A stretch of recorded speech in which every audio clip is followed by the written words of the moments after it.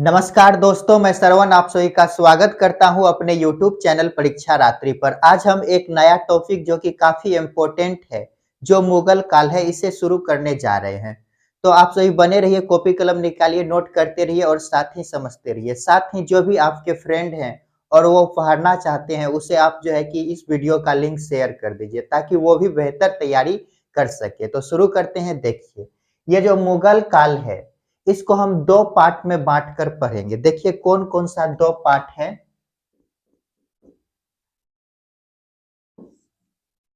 पहले तो देखिए 1526 से लेकर 1707, ये हम पढ़ेंगे मध्यकाल में। ये जो टाइम पीरियड है ये है मध्यकाल का। मध्यकाल, ये मध्यकाल में कौन कौन सा शासक हुआ उसके बारे में यदि बात करें तो इधर लिखते हैं। पहला हम देखेंगे इसमें बाबर को, बाबर। उसके बाद हम देखेंगे हुमायूं,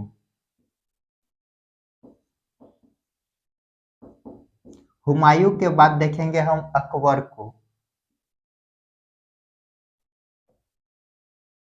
अकबर के बाद हम देखेंगे जहांगीर, जहांगीर के बाद हम देखेंगे शाहजहां, शाहजहां के बाद हम देखेंगे औरंगजेब।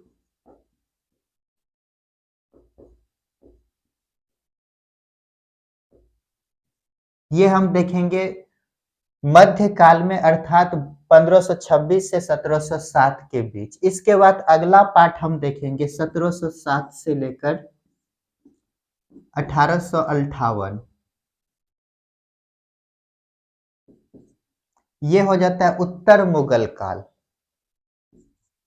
उत्तर मुगल काल, पोस्ट मुगल।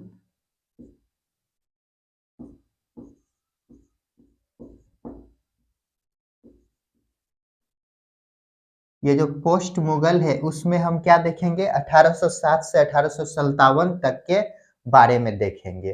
तो देखिए ये जो मुगल, ये जो बाबर है, देखते हैं यहाँ पे पहला नाम बाबर है, तो बाबर ही ये जो है कि मुगल काल की क्या की है, मुगल डायनेस्टी की स्थापना किए हैं। तो यदि बाबर के बारे में हम देखें तो बाबर कैसे भारत आया, इनको यदि देखें तो इनको थोड़ा सा हम मैप बनाते और समझने का प्रयास करते। ये आप भी बनाइएगा।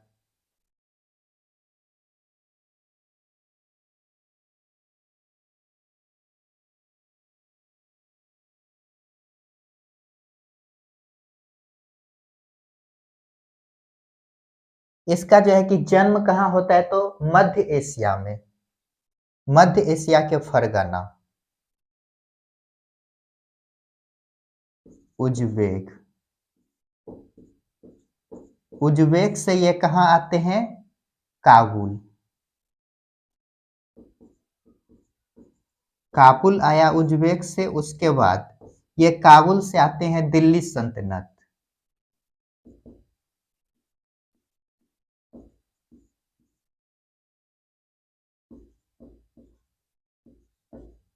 दिल्ली सल्तनत। यहाँ पे दिल्ली सल्तनत पे शासक कौन होते हैं, तो इब्राहिम लोदी।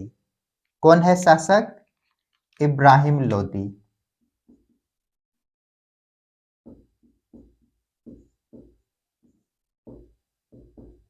ये जो इब्राहिम लोदी है इसके दो गद्देदार हुए।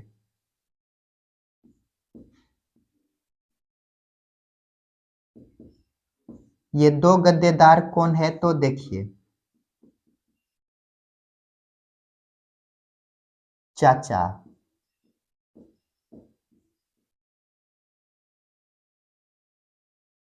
और एक है पंजाब का शासक,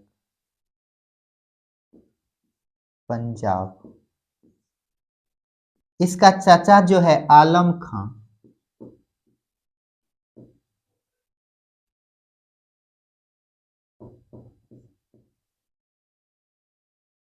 और पंजाब के सेनापति ये है नुसरत खां, दौलत खां।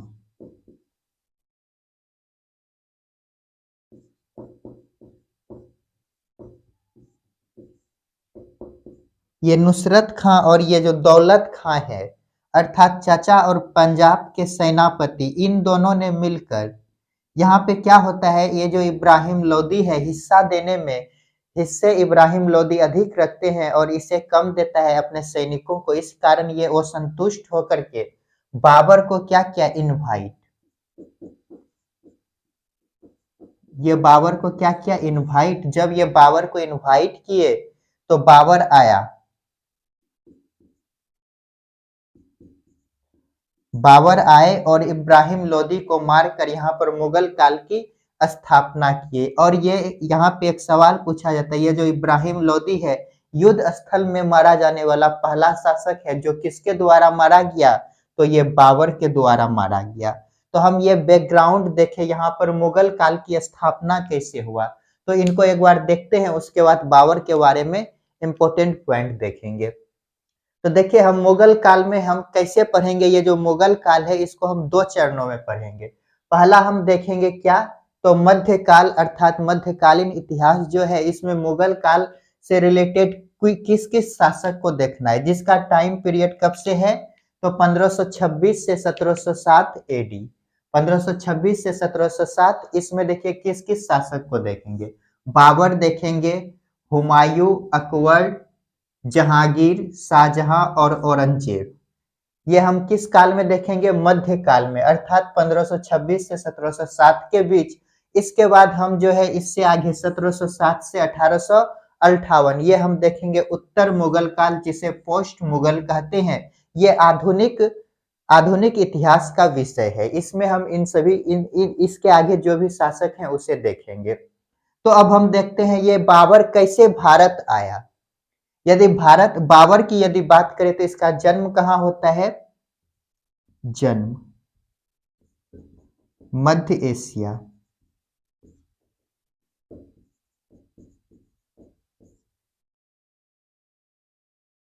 मध्य एशिया के फरगना,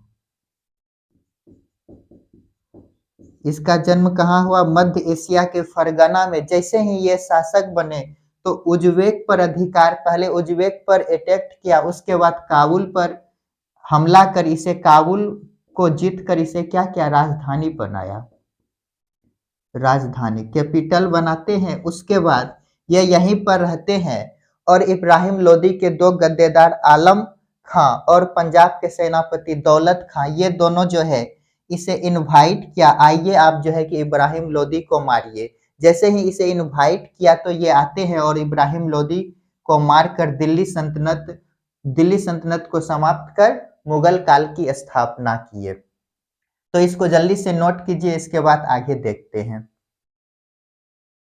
तो चलिए इसको मिटाते हैं, अब देखते हैं हम बाबर के बारे में।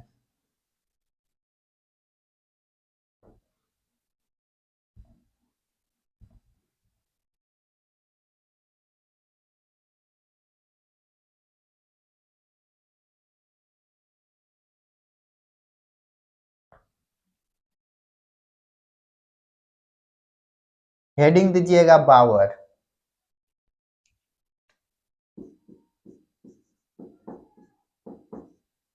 ये बाबर कब तक शासक रहा, तो 4 साल के लिए, 1526 से लेकर 1530 एडी तक ये क्या रहे, शासक रहे।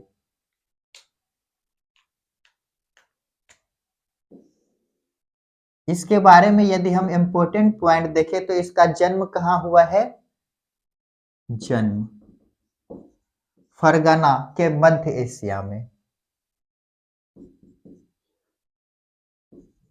मध्य एशिया, सेंट्रल एशिया के फरगना। इसके यदि पिता देखें कौन है, पिता उमर शेख मिर्जा,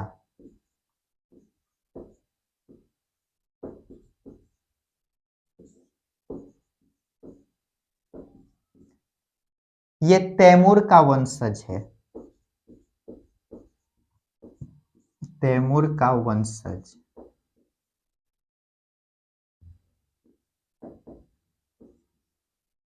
और पिता, पिता के बाद माता देखिए, कुतलुग निगार खानम, कुतलुग निगार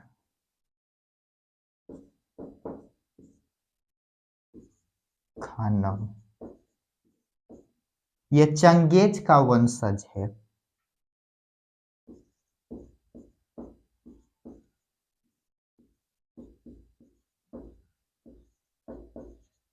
देखिए कितना महत्वपूर्ण जो है कि वंशज का ये सभी दोनों है, माता और पिता। ये जो उमर शेख मिर्जा है, इसके मृत्यु के बाद इसका एक दादी रहती है, दादी एहसान दौलत बेग, एहसान दौलत बेग। ये जो एहसान दौलत दौलत बेग है, उमर शेख मिर्जा पिता के मृत्यु के बाद एहसान दौलत बेग की मदद से ये जो है कि फरगना का क्या बना, शासक बना। एहसान दौलत बेग की मदद से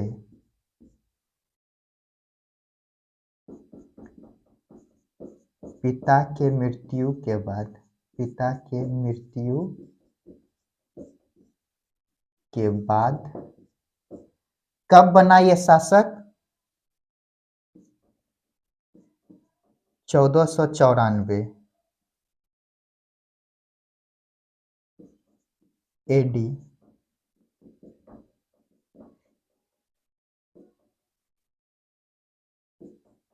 में फरगना का शासक बना, फरगना का शासक बना।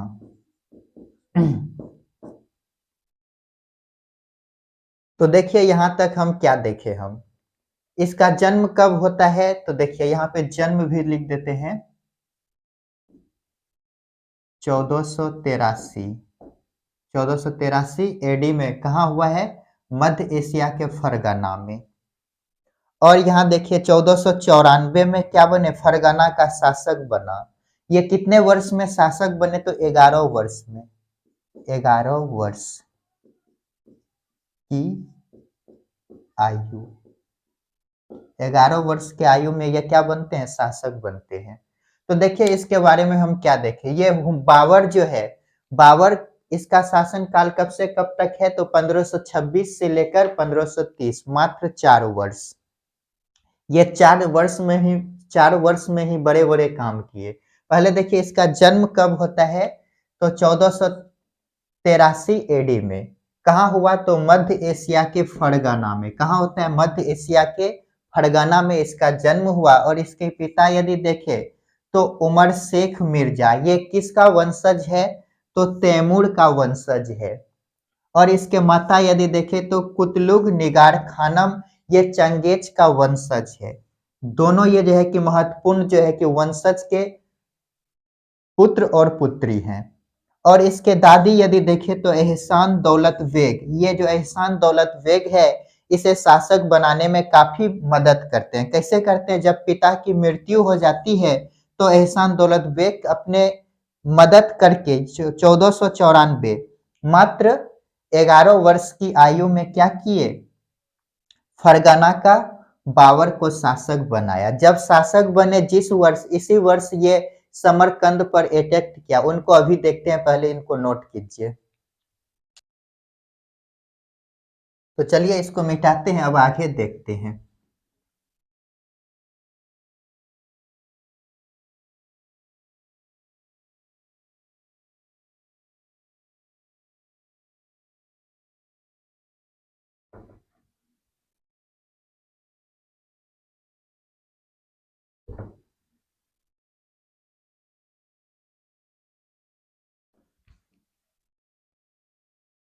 तो जब ये शासक बने, कब बना शासक, शासक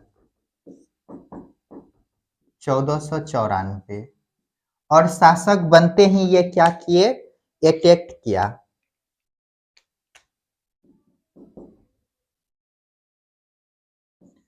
समरकंद, उज्बेकिस्तान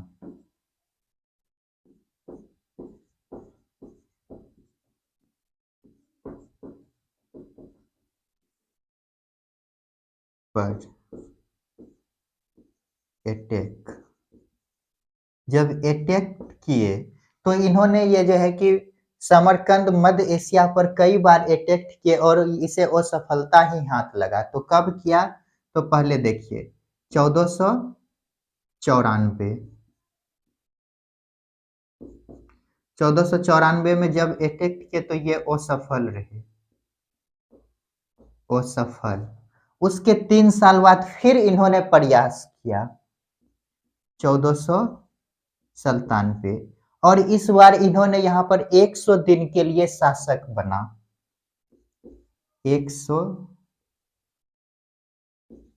डेज के लिए क्या बने, ये शासक बने। इसके बाद फिर इन्होंने 1501 में अटैक किया, फिर ये पराजित हो जाते हैं। तो फिर ये 1501 में अटैक किया और यहाँ पर 8 मंथ के लिए शासक बने।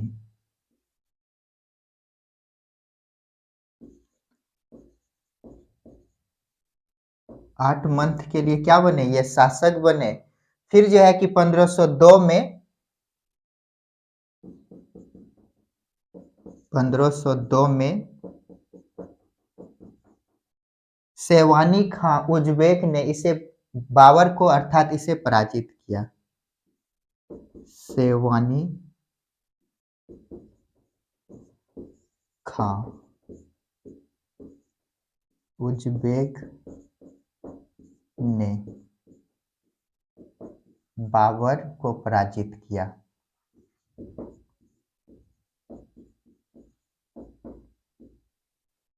पराजित किया।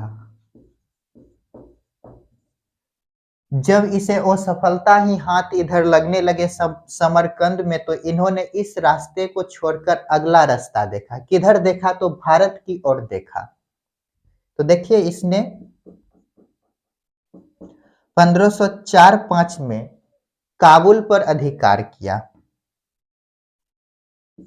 1504-5 में क्या किया, काबुल पर अधिकार।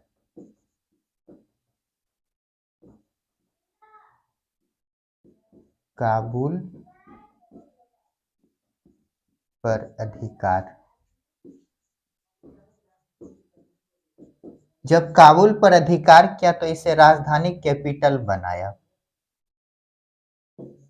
राजधानी कैपिटल बनाया। जब ये काबुल पर अधिकार किए तो इसी के आसपास गजनी को भी जीत लिया।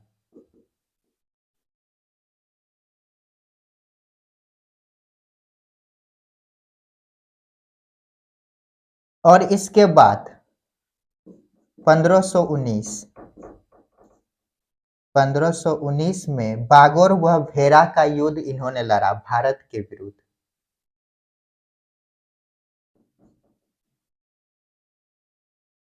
बागोर एवं भेरा का युद्ध।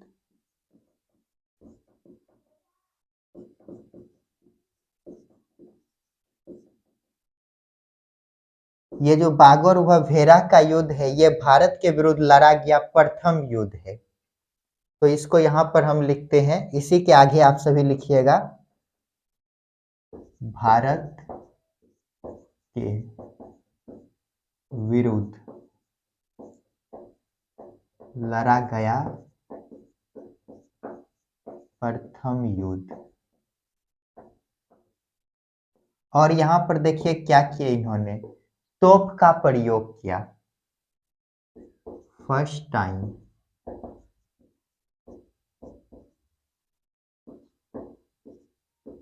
तोप का प्रयोग किसके लिए? तो बमबारी के लिए, बमबारी के लिए।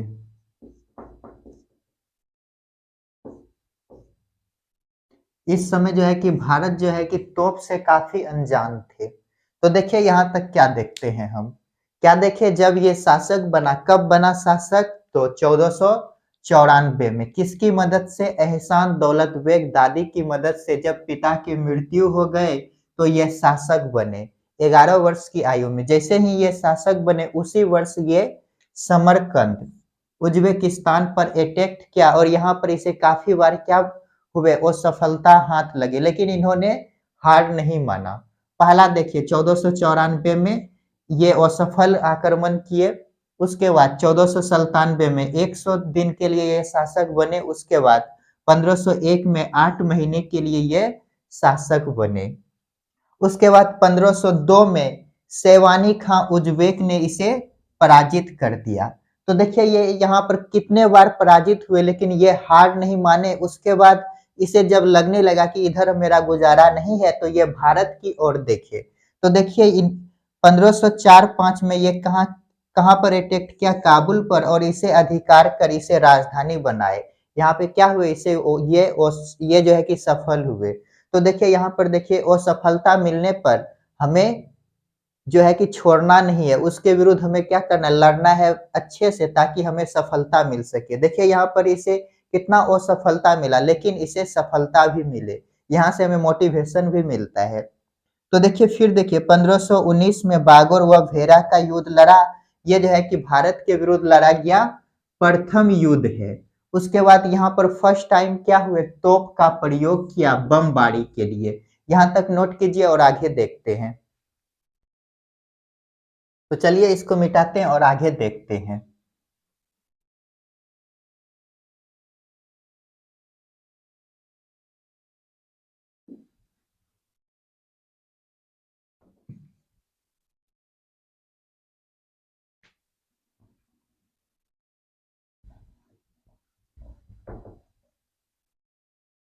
ये जो बाबरनामा है, ये जो है कि ये जो बाबर है अपने ग्रंथ बाबरनामा में, बाबरनामा में जो है कि 5 मुस्लिम राज्य और 2 हिंदू राज्य का वर्णन किया है। 5 मुस्लिम राज्य और 2 हिंदू राज्य का वर्णन किया है।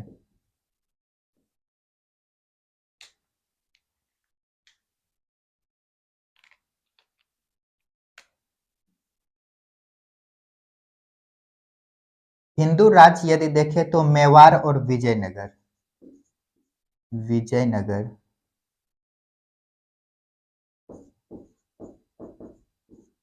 मेवाड़। मेवाड़ के शासक इस समय कौन थे? Rana saga, Rana saga. और विजयनगर का कृष्णदेव राय, कृष्ण देव राय। और मुस्लिम राज्य यदि देखें तो 5 है, मालवा, गुजरात, दिल्ली, बंगाल और एक है बहमनी। और मालवा का शासक महमूद खिलजी द्वितीय, महमूद खिलजी द्वितीय। और गुजरात का मोहम्मद शाह मुजफ्फर शाह द्वितीय, मुजफ्फर शाह द्वितीय। और दिल्ली में इस समय कौन थे? इब्राहिम लोदी, इब्राहिम लोदी। और बंगाल नुसरत शाह, नुसरत शाह। बहमनी के शासक काजी मुल्ला शाह। काजी मुल्ला शाह। तो बाबर के द्वारा लिखा गया ग्रंथ है। इसमें जो है कि 5 मुस्लिम राज्य और 2 हिंदू राज्य का वर्णन है। इसमें 2 हिंदू राज्य कौन-कौन है तो देखिए, विजयनगर और मेवाड़। इस समय विजयनगर के शासक कौन थे? कृष्णदेव राय। और मेवाड़ के शासक कौन थे? राणा सागा। और ये जो 5 मुस्लिम राज्य है, मालवा, गुजरात, दिल्ली, बंगाल, बहमनी। तो मालवा के इस समय शासक कौन थे? महमूद खिलजी द्वितीय। और गुजरात के शासक मुजफ्फर शाह द्वितीय। और दिल्ली के शासक आप सभी को पता ही है, इब्राहिम लोदी हैं। और बंगाल के शासक नुसरत शाह। और बहमनी नगर का शासक काजी मुल्ला शाह। जल्दी से इनको नोट कीजिए। तो दोस्तों आज के लिए इतना ही। मिलते हैं नेक्स्ट क्लास में, जिसमें हम बाबर के बारे में और आगे जानने का प्रयास करेंगे। तो आप सभी खुश रहिए, पढ़ते रहिए और अपने माता पिता का सम्मान कीजिए। और साथ ही मेरा वीडियो यदि आप सभी को पसंद आता है तो लाइक, शेयर, कमेंट और साथ ही सब्सक्राइब कीजिए। मिलते हैं नेक्स्ट क्लास में।